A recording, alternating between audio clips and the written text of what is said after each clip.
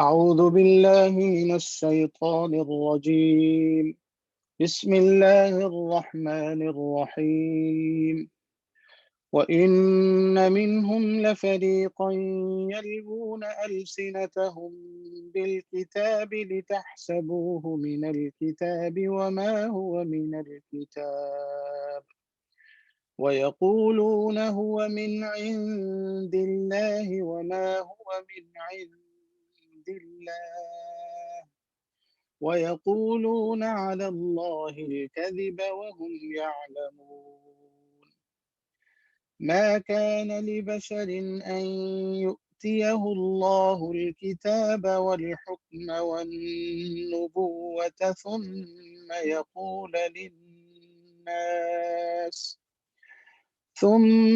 يقول للناس كونوا عبادا لي من دون الله ولكن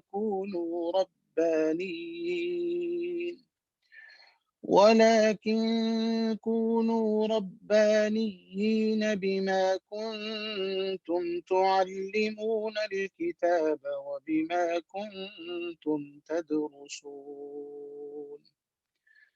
ولا يأمركم أن تتخذوا الملائكة والنبيين أربابا أيأمركم بالكفر بعد إذ أنتم مسلمون. وإذ أخذ الله ميثاق النبيين لما آتيتكم من كتاب وحكمة ثم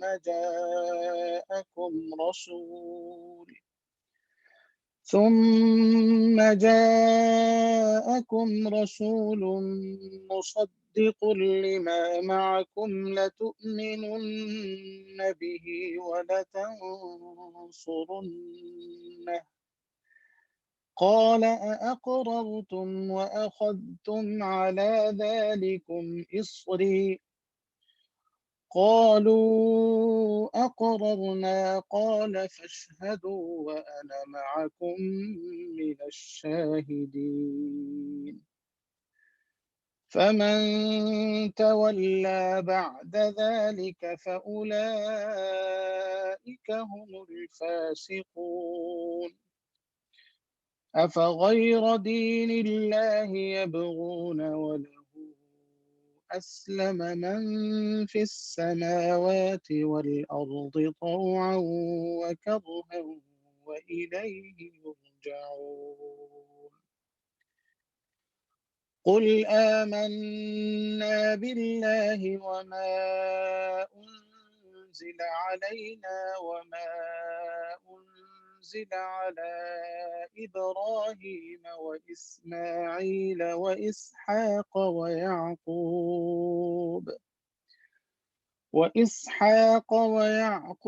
والأسباط وما أوتي موسى وعيسى والنبيون من ربهم لا نفرق بين أحد منهم ونحن له مسلمون.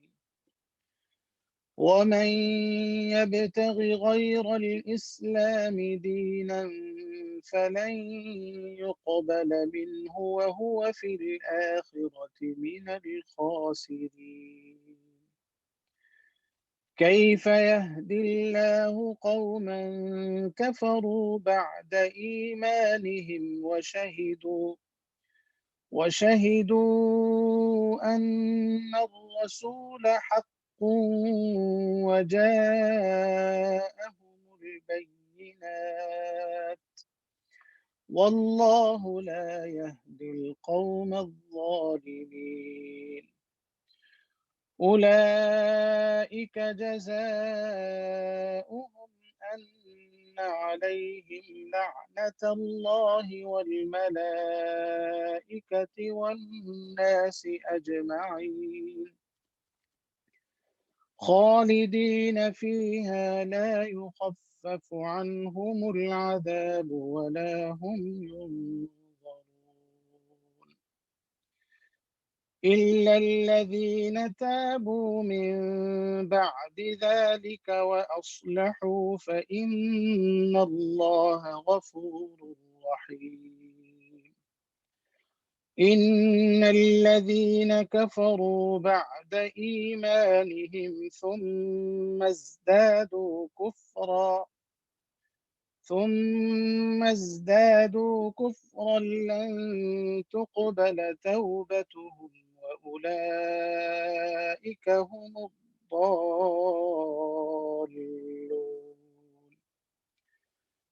إن الذين كفروا وماتوا وهم كفار فلن يقبل من أحدهم ملء الأرض ذهبا ولو افتدى به أولئك لهم عذاب أليم وما لهم من ناصرين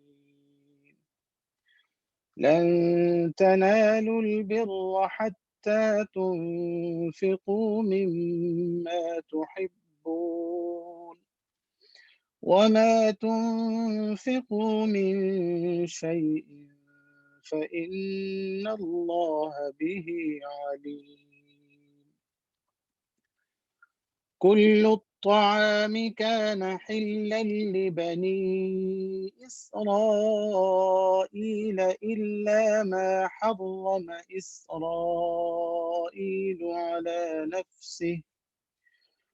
إلا ما حرم إسرائيل على نفسه من قبل أن تنزل التوراة قل فأتوا بالتوراة فاتلوها إن كنتم صادقين فمن افترى على الله الكذب من بعد ذلك فأولئك هم الظالمون قل صدق الله فاتبعوا ملة إبراهيم حنيفا وما كان من المشركين إن أول بيت وضع للناس للذي ببكة مباركا وهدى للعالمين فيه آيات بينات مقام إبراهيم ومن دخله كان آمنا ولله على الناس حج البيت من استطاع إليه سبيلا ومن كفر فإن الله غني عن العالمين قل يا أهل الكتاب لم تكفرون بآيات الله والله شهيد على ما تعملون قل يا أهل الكتاب لم تصدون عن سبيل الله من آمن تبغونها عوجا وأنتم شهداء وما الله بغافل عما تعملون يا أيها الذين آمنوا إن تطيعوا فريقا من الذين أوتوا الكتاب يردوكم بعد إيمانكم كافرين وكيف تكفرون وأنتم تتلى عليكم آيات الله وفيكم رسوله ومن يعتصم بالله فقد هدي إلى صراط مستقيم.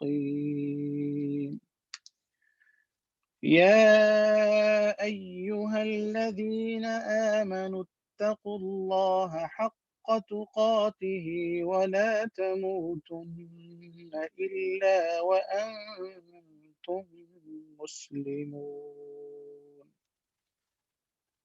واعتصموا بحبل الله جميعا ولا تفرقوا واذكروا نعمة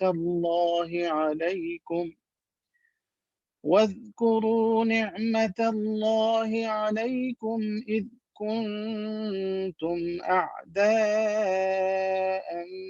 فألف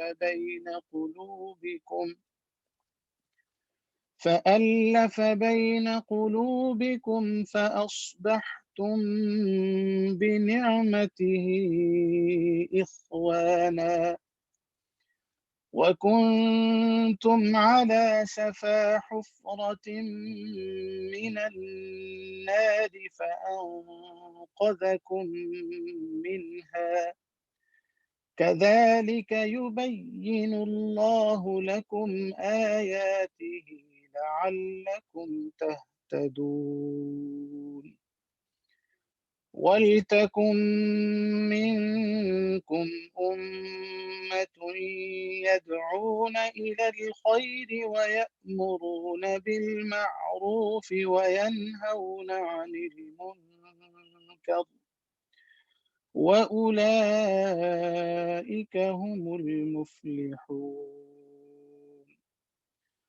ولا تكونوا كالذين تفرقوا واختلفوا من بعد ما جاءهم البينات وأولئك لهم عذاب عظيم يوم تبيض وجوه وتسود وجوه فأما الذين اسودت وجوههم أكفرتم بعد إيمانكم فذوقوا العذاب بما كنتم تكفرون.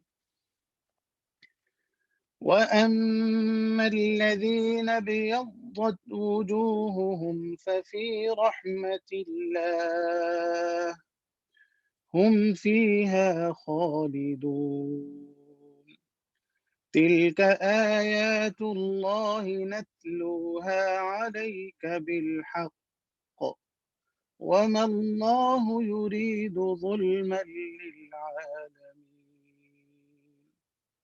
ولله ما في السماوات وما في الأرض وإلى الله ترجع الأمور.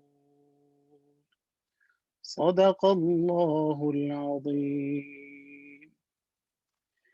Now, inshallah, Sheikh Saim Asif will join us for Tafseer al-Quran, so please stand by.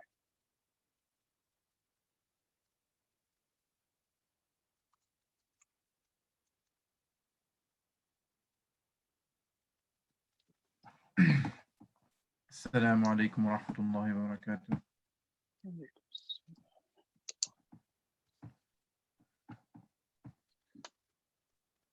إن الحمد لله نحمده ونستعينه ونستغفره ونؤمن به ونتوكل عليه ونعوذ بالله من شرور أنفسنا ومن سيئات أعمالنا من يهده الله فلا مضل له ومن يضلله فلا هادي له ونشهد أن لا إله إلا الله وحده لا شريك له ونشهد أن محمدا عبده ورسوله. أما بعد قال الله تعالى في القرآن العظيم بعد أعوذ بالله من الشيطان الرجيم الشيطان يعدكم الفقر ويأمركم بالفحشاء والله يعدكم مغفرة منه وفضلا والله واسع عليم. صدق الله العظيم. Alhamdulillah, it's a great blessing of Allah subhanahu wa ta'ala that He is allowing us once again to talk about His Quran and to remember Him.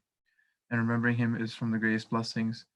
And this is one of the few things that we will not regret on the Day of Judgment. As is mentioned in the hadith, ليس يتحسر أهل الجنة على شيء إلا على ساعة مرت بهم لم يذكروا الله فيها أو كما قال عليه الصلاة والسلام. That the people of Jannah will not regret anything except for a period of time that passed by them in which they did not remember Allah subhanahu wa ta'ala.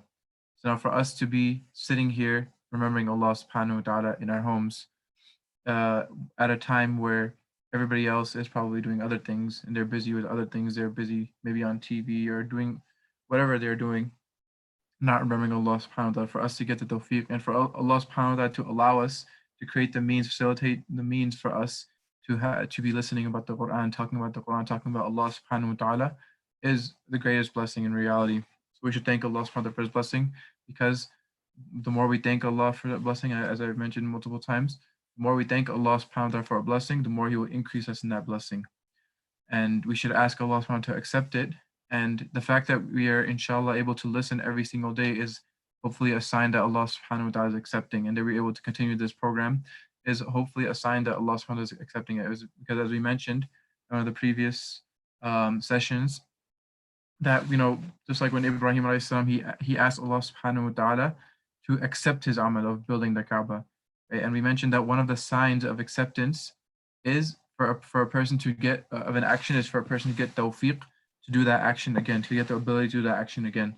So inshallah, if Allah subhanahu wa ta'ala accepts our listening and it's sincerely for the sake of Allah subhanahu wa ta'ala, inshallah we will see that we will get the tawfiq to listen over and over again, inshallah. Previously, we mentioned some virtues of patience. I'm not going to go into it again, inshallah, because there's quite a lot of detail. But hopefully, inshallah, and especially in the times that we're in, everybody, during this time, there's not a doubt that every single person was affected by this, and still is being affected by this pandemic. And everybody had things that were canceled, things that they wanted to do that were canceled. And so everybody went through some sort of hardship when it came to this, whether it would be financial, whether it be physical, people who were actually afflicted by the disease, or people who had family members afflicted by the disease, or whether it was just psychological, just the fear and just the uncertainty, what is going to happen. And people who financially were in financially difficult situations. So every single person was in some sort of hardship. So inshallah, if we understood what we talked about last time, and we truly internalize what it means to have sabr and what rewards Allah subhanahu wa ta'ala, what glad tidings await us if we have sabr, then inshallah it will make our lives a lot easier, and it will make it will make it so much less difficult for us. So inshallah we should try our best. Maybe if we want, we can re-listen to last time's session, because those were some important points mentioned about sabr and about trials and tribulations and why they even happen. And this is actually it could be a topic in itself of a session, of a speech. Why do problems happen? Right? This is something that sometimes people have a problem with. Sometimes even people question their iman because they say that, oh, how can Allah subhanahu wa ta'ala afflict us with evils? But in reality, it's something very easy to understand. And we explain some things, some reasons why trials and tribulations happen to us, to forgive our sins, to increase us in closeness to Allah, to bring us back to Allah subhanahu wa ta'ala, and to raise us to a higher status, right? These are for believers, right? So that is why those are some reasons why things happen. We mentioned in a previous session also that, if things don't make sense in this dunya, that, I'm going through so many difficulties, so many problems, so many hardships, and whereas this person, relatively, he's not going through so much, right? There's so much oppression going on in the world. So it doesn't make sense if you're only looking at this world. But once you bring the hereafter into the picture, once you bring the akhirah in the picture, then everything makes sense. Then everything is just, because Allah subhanahu wa ta'ala will be the judge on that day. And Allah subhanahu wa ta'ala, as we mentioned, Maliki Yawmiddin, He is a master on that day. He is master of that day, and He is the most just. And as we mentioned, that a judge, he has one quality that he must have is he must not be afraid of anybody. And another thing is that he must have complete knowledge, or as much knowledge as possible in this world. At least you can't have full, complete knowledge of what happened, but at least all the evidence should be in front of him. He shouldn't be afraid of anybody because he might change his ruling based on being afraid of somebody. So Allah subhanahu wa ta'ala is and obviously he should be a person who's just, he doesn't have any biases, right?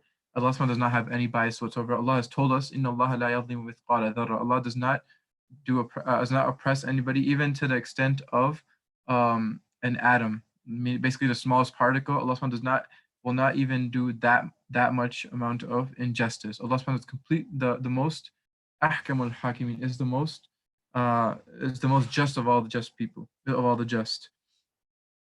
So and Allah subhanahu knows everything that happens as well. So in reality, even the most upright judge in this world, he can't always judge properly. He will have to judge based on everything that's in front of him. That's why even Nabi sallallahu alaihi wasallam, he mentioned this as well, that sometimes it may be that one of you can argue his case better than the other, right? And obviously Nabi sallallahu alaihi wasallam didn't have all knowledge of the ghaib, but Allah subhanahu wa ta'ala, he is the one who knows everything. So that is something that should be a great means of solace for us when we go through hardships.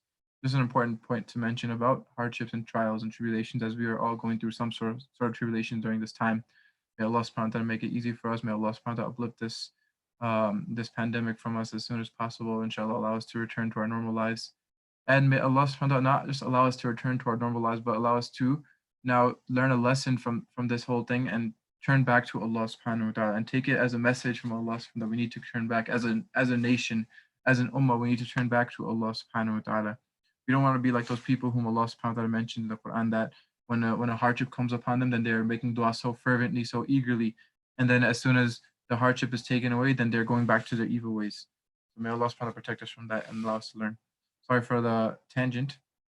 Going to our topic for the ayah for today, Allah subhanahu wa ta'ala says, Ya ayyuhan nasu kulu mimma fil ardi halalan tayyiban wa la tattabi'u khutuwati ash-shaytan innahu lakum aduwwun mubin.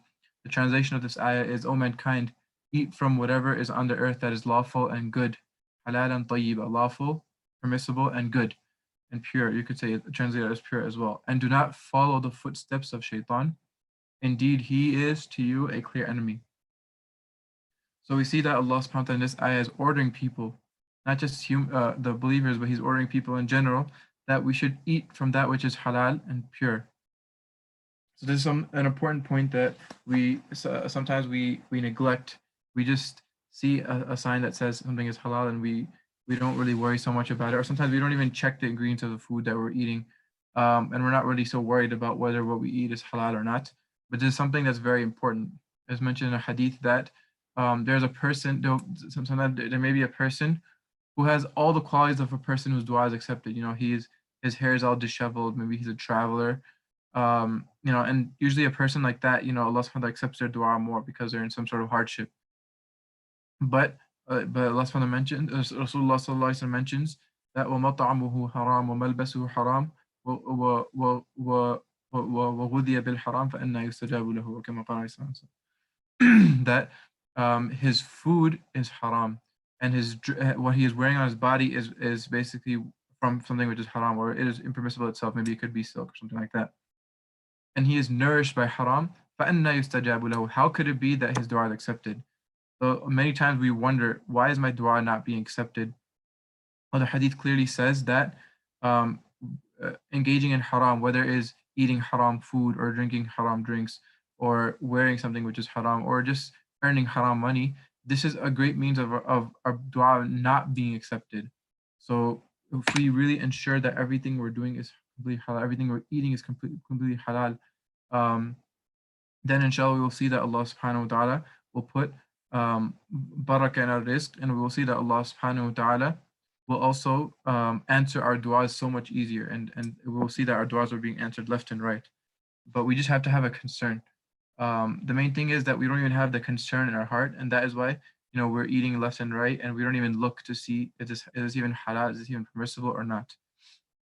So that's an important point, and alhamdulillah, we're blessed that in New York we have a couple of halal agencies which make it easier for us. Not saying that if a restaurant or some food place is not certified, or even a butcher is not certified by these agencies, then it is not halal. But because these agencies are run by certified ulama and they're regularly checking these places, it's good to take them as a guideline, right? Obviously, like I said again, there can be restaurants which are not certified by these places, but they're also 100% halal. But it's nice and safe to have these halal agencies run by ulama who are constantly checking. And inshallah, we can be ensured that we can have contentment of the heart that what we're eating is inshallah halal tayyib. And so our du'as will be answered. And we'll see even spiritually, we will find ourselves, our hearts will be softer, and we'll find ourselves being able to be close to Allah subhanahu wa ta'ala better.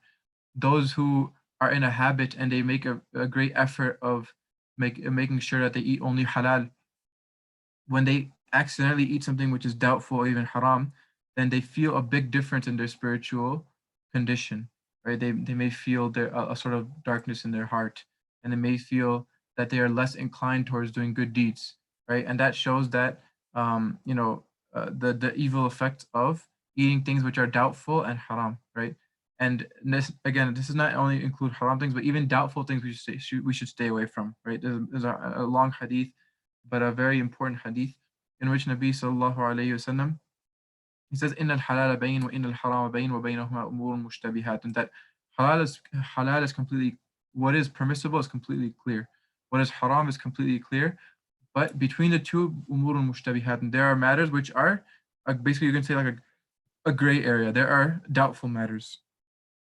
لا يعلمهن كثير من الناس. Many people don't know basically whether their situation, are they halal or are they haram. So, but the hadith says that فمن اتقى الشبهات فقد استبرأ لدينه وعرضه. But the person who stays away from these doubtful matters, then he has protected his deen, and he has also protected his honor, his reputation, his honor. ومن وقع في الشبهات وقع في الحرام. And this is an important point. If a person consistently falls into doubtful things, then there is no doubt that he is going to fall into haram. And what is the example Nabi Sallallahu give? What is the proof that Nabi Sallallahu gives? You can say that, oh no, it's possible that even if he's always in doubtful things, but in the end he only eats permissible things. But Nabi Sallallahu gave an example to prove his point, that whoever falls into doubtful things, he will surely one day fall into haram. He gives an example. He said that, I'm not gonna give the exact translation, but I'm just gonna try to explain the hadith a little bit. He explained the example of a shepherd. So he's herding his sheep, and he can only keep his sheep within a certain amount, a certain portion of land, because the other land doesn't belong to him; it belongs to another person. So the thing is, there's no fence or anything marking it off. It's just he knows the general area that this person's land starts over here, so I can't graze my sheep over here. Now, if the person is always constantly wandering on the border of his land and the other person's land, which he's not supposed to bring his sheep on, if he's always going to be on the border, and there's no, again, bear in mind, there's no line demarcating, there's no line that makes a differentiation that this is my land and this is his land. So if the person is always going to be on the borderline, then there's no doubt that this person's sheep or this person himself is going to walk onto the other person's land.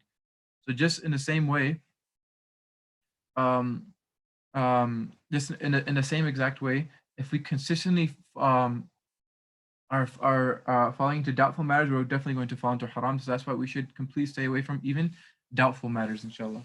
So that's why I mentioned. And so a couple that I can mention of halal certified agencies are run by ulama. One is Sharia Board, and the other is Halal Advocates, Hafsa. So inshallah, if we try to follow their guidelines, then we will see that inshallah, we will be eating more halal, more pure, and we will find a difference in our spiritual condition as well, and we will find our du'as being accepted as well. Not guaranteed, not saying that whoever is not certified by them is not halal, but it's just good to have ulama who are running these organizations.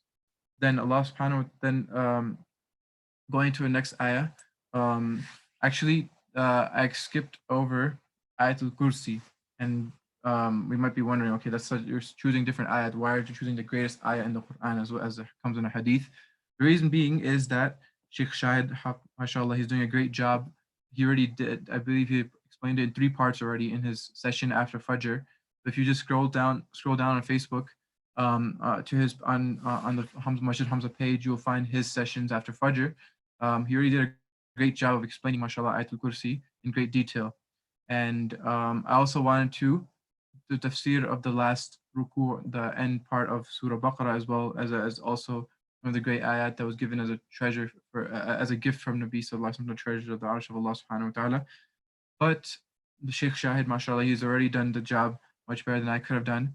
So if anybody wants to check the tafsir for both these Ayatul Kursi as well as the last ruku of Surah Baqarah, and inshallah they can check out Sheikh Shahid's sessions. They're recorded, they're on the page. So you can just scroll down inshallah and check them out. So going into, this is ayah number 268 of Surah Baqarah. So in these there's multiple ayat before it and after this ayah, which Allah subhanahu wa ta'ala is talking about spending in the way of Allah subhanahu wa ta'ala. But I specifically wanted to highlight this ayah. Allah subhanahu wa ta'ala, and this is the ayah that I recited in the beginning of the session. Allah subhanahu wa ta'ala, the translation says, Shaitan threatens you with poverty and orders you to immorality, while Allah promises you forgiveness from him and bounty, and Allah is all-encompassing and knowing. So we see here that Shaitan is always going to threaten you with poverty. What does that mean? So when you're being asked to spend in the path of Allah subhanahu wa ta'ala, or you see there's some sort of need or to spend for sake of Allah subhanahu wa ta'ala, and Shaitan's always going to put into your mind that what about this thing, what about that thing, you still need to put your money for this, you still need to, how are you going to pay the bills for this bill, how are you going to do this, how are you going to do that, what about your kids, what about this, what about that, what about paying off your car, what if you want to buy another car, what if your phone breaks and you need to buy another phone, what if you need to do this. So many what ifs come, so many hypothetical scenarios come, which they haven't even happened yet. So Shaitan is always threatening you with poverty. He's always trying to make you feel that you're going to lose money. But just a general, if we look at the way Nabi Sallallahu Alaihi Wasallam used to spend money, he literally had full yaqeen that Allah Subhanahu wa Taala is the one who provides, and he doesn't need to worry if the need comes to spend for the way of Allah Subhanahu wa Taala, you spend without looking, right? It may seem as reckless to some, but Nabi Sallallahu Alaihi Wasallam, that's the way, that was his way. And if we look at that hadith, it is very clear, right? One time Nabi Sallallahu Alaihi Wasallam wouldn't just give when he didn't have anything. He would take out imagine if you literally don't have any money, $0, 0 cents, nothing in your bank account, and somebody comes begging to you, and you take a debt just to give that beggar, right? So you would think this person's like, well, why are you doing that? How are you going to pay back the money? First, you don't have any money yourself. How are you going to pay back that person, right? But Nabi Sallallahu Alaihi Wasallam had full trust in Allah Subhanahu wa Taala, because at the end of the day, we need to realize that Allah has promised, Yamhaqullahu riba wa yurbi sadaqat. Another ayah in these set of ayat, that Allah Subhanahu wa Taala, he decreases. I'm not giving you an exact translation of the ayah, just a meaning that he decreases the barakah in the money that comes from riba, from interest. وَيُرْبِي الصَّدَقَاتِ, and he increases, he multiplies sadaqat. So Allah has promised in this ayah as well that he increases, he multiplies sadaqah.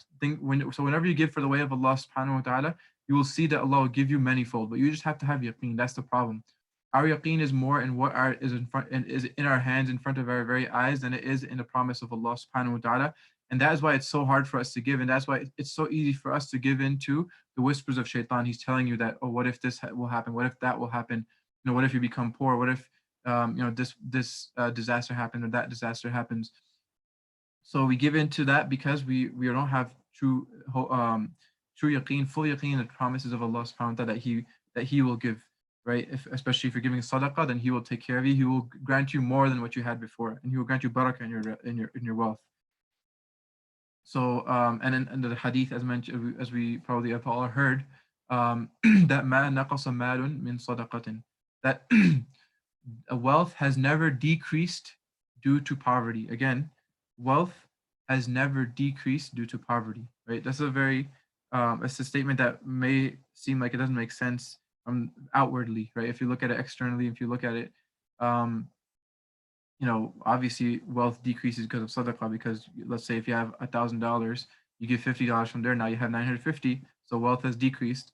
But at the end result, Allah subhanahu will always give you more, and he will always multiply your wealth, and he will put barakah in your wealth as well. So we have to really, really have yaqeen, the promises of Allah subhanahu wa ta'ala, and spend, right? And we mentioned earlier in one of the sessions that Allah describes the believers. He says that he describes them as those who الَّذِينَ يُنْفِقُونَ فِي السَّرَّاءِ وَالضَّرَّاءِ.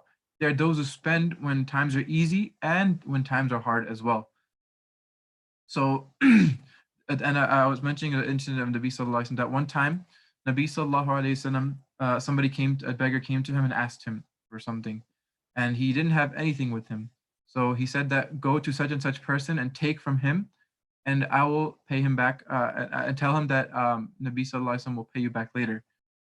So Umar radiallahu anhu was there when this happened.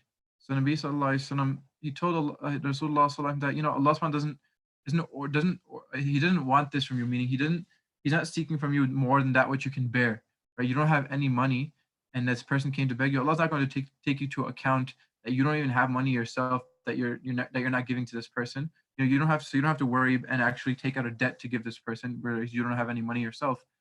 But Nabi Sallallahu Alaihi Wasallam did not like this reply of Umar radiallahu anhu. And you could tell by his face that he did not like this reply of Umar radiallahu anhu.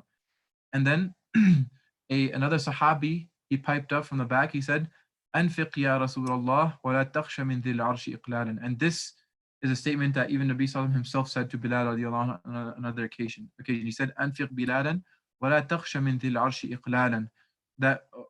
So that person told Nabi Sallallahu, oh Nabi Sallallahu, spend and don't fear from Allah subhanahu wa ta'ala that He's going to decrease your wealth. Meaning that Allah subhanahu wa ta'ala is going to increase your wealth. He's going to grant you. So just spend in His way. And Allah subhanahu wa ta'ala's treasures are limitless. Allah subhanahu wa ta'ala, and He's promised us already that He's going to give. And I said that Nabi Sallallahu Alaihi Wasallam told Bilal on another occasion that spend and don't fear from Allah subhanahu wa ta'ala that He will decrease you in your wealth. So this is the way of Nabi Sallallahu Alaihi Wasallam. And it is actually mentioned that in the month of Ramadan, كان النبي صلى الله عليه وسلم أجود الناس وكان أجود ما يكون في رمضان إذا جاء جبريل فكان أجود بالخير من الريح المرسلة أو كما قال عليه الصلاة والسلام. That Nabi Sallallahu Alaihi Wasallam was the most generous of all people, and the most generous he would be, it was in the month of Ramadan when Jibreel Alayhi Salam would come to him and listen to his Quran, right? And it was mentioned that he would be even more generous than the blowing wind, right? And the Arabs, they used to give this example for somebody who's very generous. They would say he's like more generous than the blowing wind, because the blowing wind, it affects every single person. So just like the blowing wind affects every single person, so if a person is very generous, then his what he's going to give is going to affect everybody. I mean, he's going to give to every single person. That is how Nabi Sallallahu Alaihi Wasallam was, and generally, and in the month of Ramadan specifically, he was more generous. So inshallah, we should take this as an opportunity, especially as I mentioned, even though it may be hard for many of us, we are feeling the economic crunch, we're feeling the crunch in our wallets. But if we want to increase our wealth, we actually give sadaqah. It might seem counterintuitive. It might seem against what our mind are telling us, that, oh no, if you have little money now, so don't spend. Wait till you have more money, then spend. No, that's from shaitan, because you're never, at the end of the day, you're always going to have these needs. You're always going to feel that shaitan will always put these other things in front of you, that, oh no, you can't spend now because this will happen. You can't spend now because this will happen. So we should take this opportunity to spend in the way of Allah subhanahu wa ta'ala. We see every day, we see the message from the Masjid Hamza that please donate generously. We should take this advantage and spend for the sake of this masjid which is doing so much effort. And at the end of the day, it's a house of Allah subhanahu wa ta'ala. It's not any individual person's house. It is a house of Allah subhanahu wa ta'ala.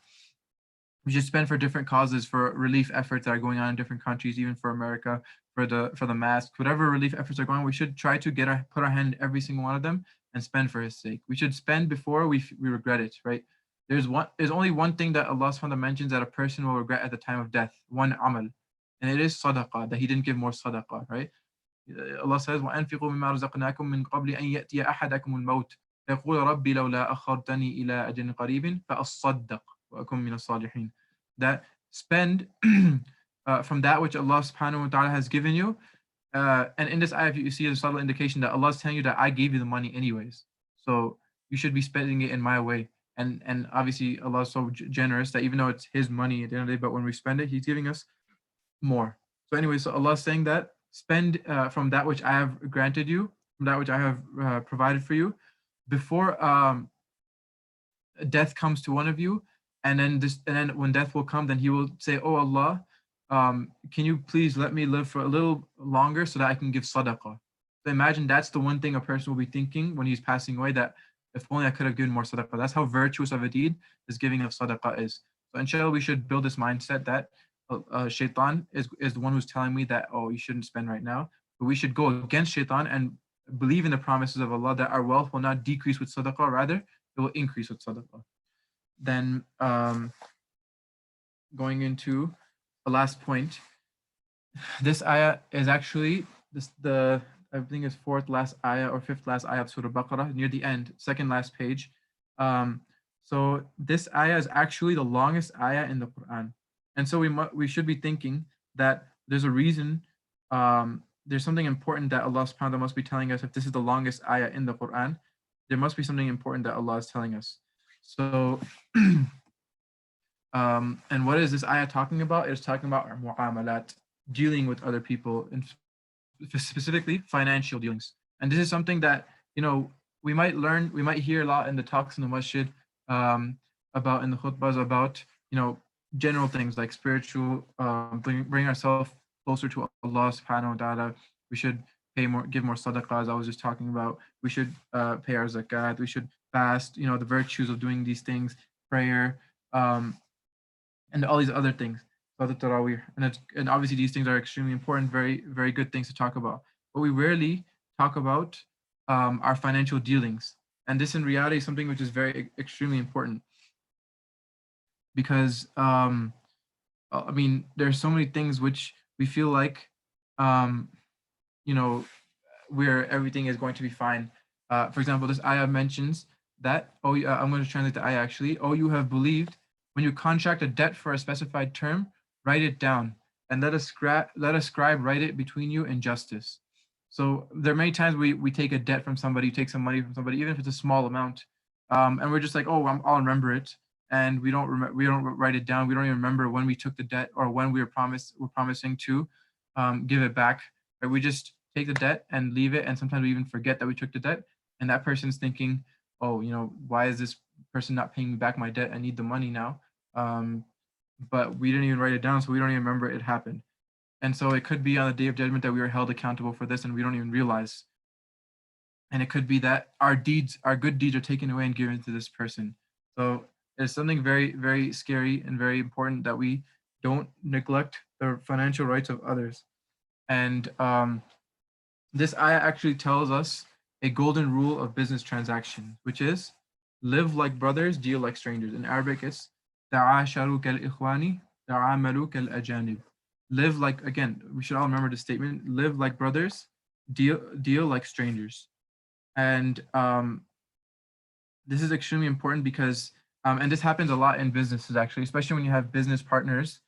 Unfortunately, what ends up happening is, especially when you're friends with your business partners, you make everything informal, and that's when the problems come. You say that we didn't specify that what percentage of the business is yours, what percentage is mine.